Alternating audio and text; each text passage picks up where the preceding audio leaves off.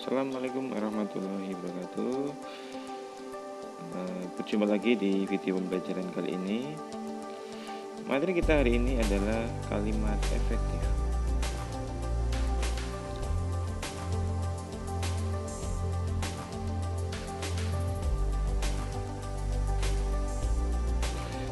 Apa itu kalimat efektif?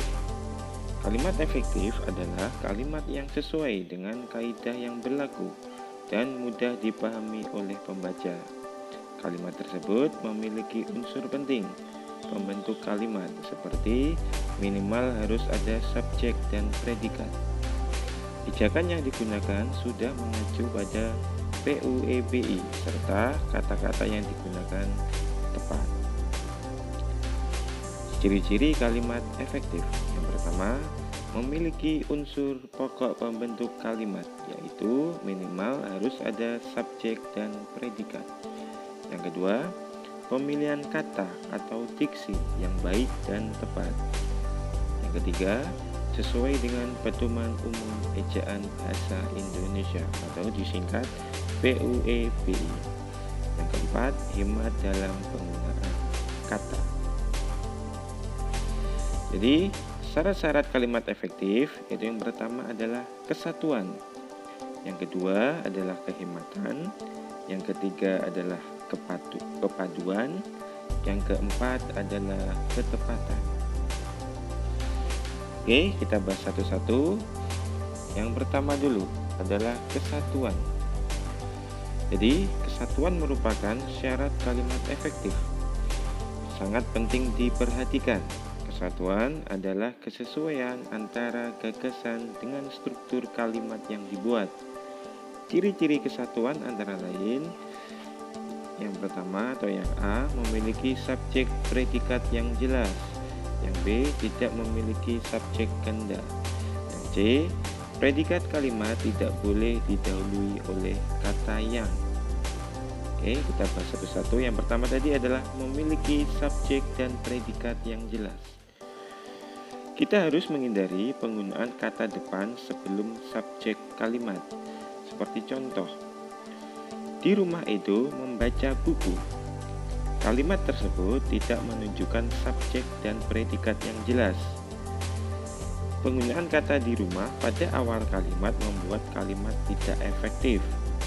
Jadi, kalimat yang benar adalah sebagai berikut, atau kalimat efektif yang benar adalah sebagai berikut. Edo membaca buku di rumah. Pada kalimat tersebut, subjek jelas, yaitu Edo.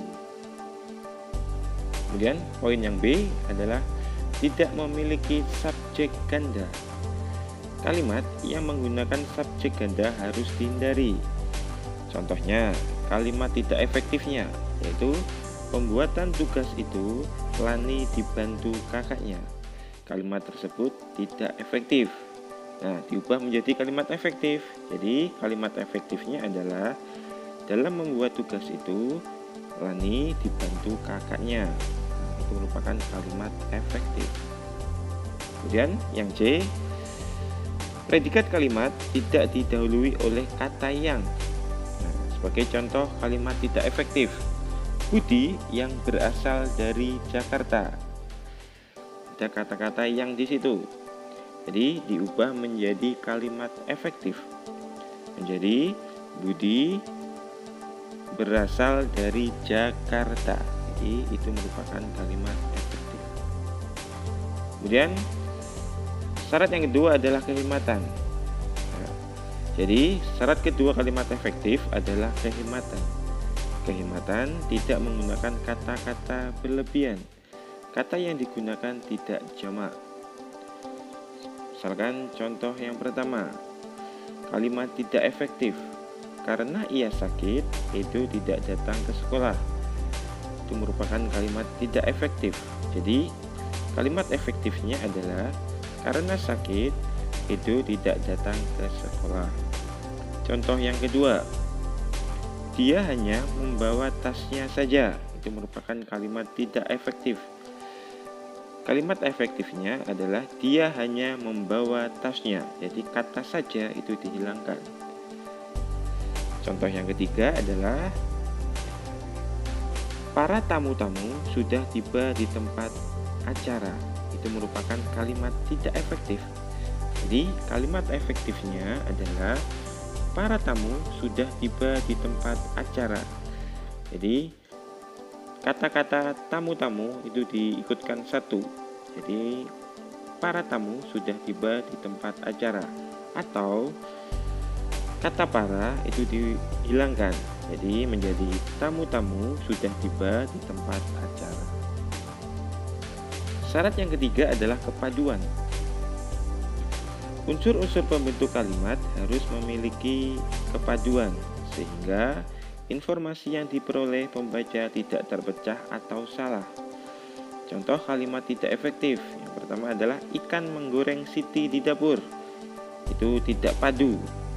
Ya, jadi kalimat efektifnya adalah Siti menggoreng ikan di dapur.